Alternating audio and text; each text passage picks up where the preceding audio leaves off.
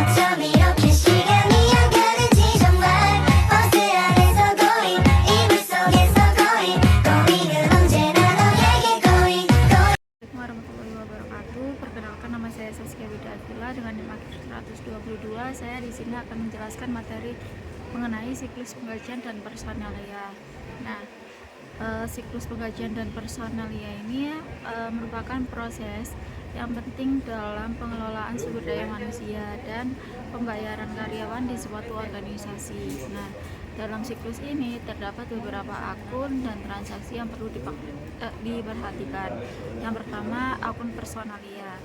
Nah, akun ini mencakup data pribadi karyawan seperti nama, alamat, nomor, identitas, riwayat pekerjaan, dan informasi kontak lainnya. Terus juga terdapat informasi mengenai posisi atau jabatan karyawan dalam perusahaan. Yang kedua, akun penggajian. Nah, akun ini itu berhubungan dengan pembayaran karyawan, termasuk dari gaji, tunjangan, bonus, dan potongan.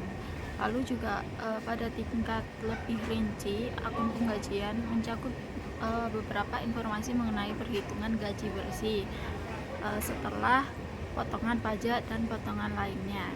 Lalu yang ketiga ada akun pajak dan potongan.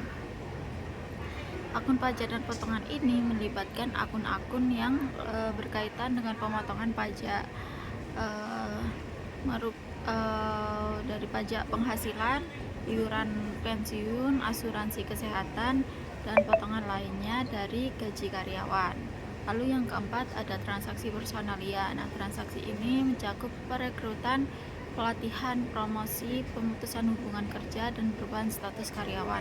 Lalu juga ada catatan transaksi yang penting untuk melacak riwayat pekerjaan karyawan dalam organisasi.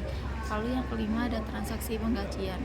Nah, transaksi ini melibatkan beberapa perhitungan gaji karyawan berdasarkan faktor-faktor seperti jam kerja, tarif kerja, dan tunjangan khusus. Lalu juga ada seperti pembayaran gaji dan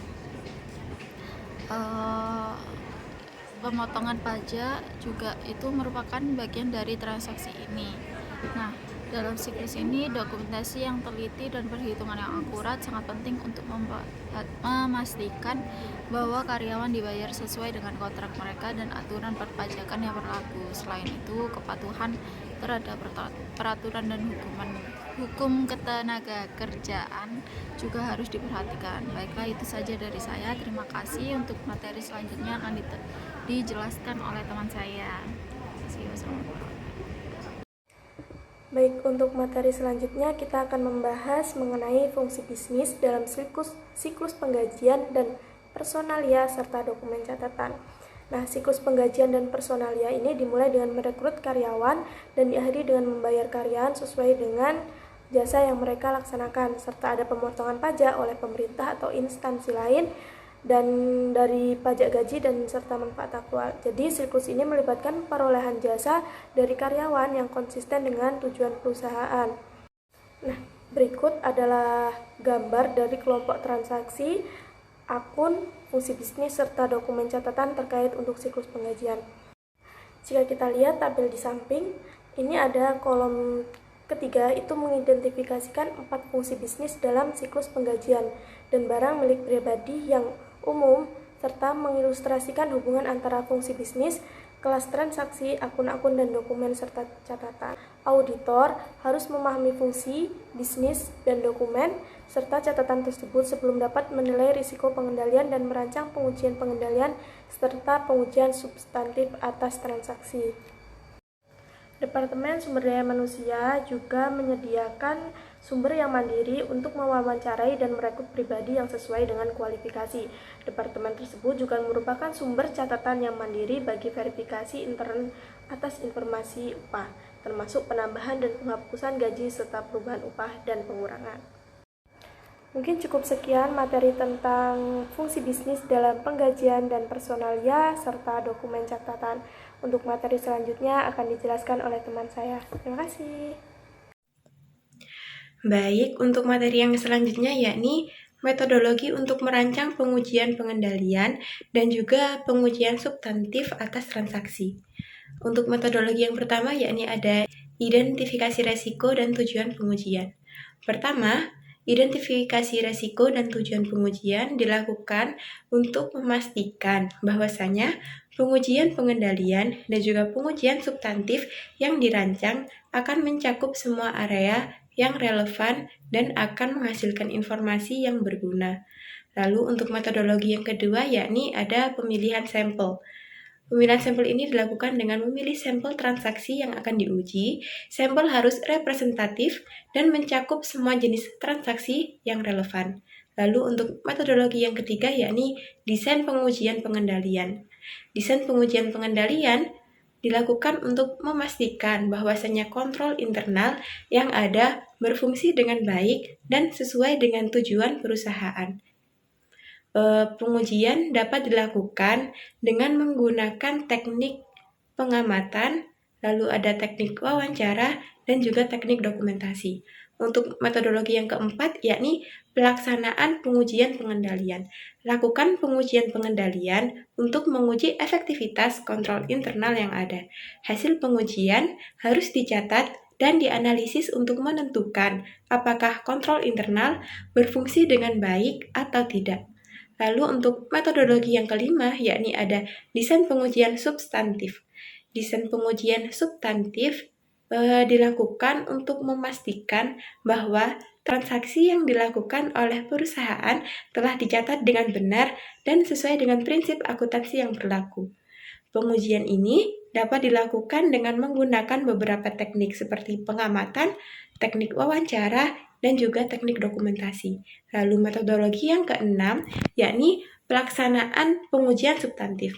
Lakukan pengujian substantif untuk menguji kebenaran dan keakuratan pencatatan transaksi oleh perusahaan. Hasil pengujian harus dicatat dan dianalisis untuk menentukan apakah transaksi dicatat dengan benar atau tidak. Lalu untuk metodologi yang ketujuh yakni ada evaluasi hasil pengujian. Evaluasi hasil pengujian, pengendalian, dan pengujian substantif untuk menemukan apakah kontrol internal dan pencatatan transaksi oleh perusahaan telah berfungsi dengan baik atau tidak. Lalu hasil evaluasi harus dicatat dan dilaporkan kepada manajemen perusahaan. Lalu untuk metodologi yang kedelapan yakni tindakan perbaikan. Jika ada masalah yang ditemukan selama pengujian, tindakan perbaikan harus diambil untuk memperbaiki masalah tersebut. Tindakan perbaikan harus dicatat dan dilaporkan kepada manajemen perusahaan. Baik, untuk selanjutnya yaitu metodologi untuk merancang atas rincian saldo. Ada beberapa tahap. Tahap pertama yaitu mengidentifikasi resiko bisnis klien yang mempengaruhi penggajian. Tahap selanjutnya menetapkan materialitas pelaksanaan dan menilai resiko inherent. Selanjutnya, tahap yang kedua yaitu menilai resiko pengendalian dan melaksanakan pengujian yang bersangkutan dengan melaksanakan prosedur analitis. Adapun prosedur analitis yang pertama yaitu membandingkan saldo akun beban tenaga kerja dengan tahun sebelumnya. Yang kedua, membandingkan persentase BKL terhadap penjualan dengan tahun sebelumnya. Yang ketiga, yaitu membandingkan persentase beban PPh karyawan terhadap gaji dan upah dengan tahun sebelumnya. Lalu yang terakhir, yaitu membandingkan utang PPh karyawan dengan tahun sebelumnya. Lalu tahap yang ketiga yaitu perencanaan pelaksanaan pengujian rincian saldo untuk akun utang dan beban. Adapun tujuan utama audit saldo dalam pengujian utang-utang yang berkaitan dengan pengajian yaitu terdiri dari yang pertama yaitu ada ketelitian dan yang kedua pisah batas.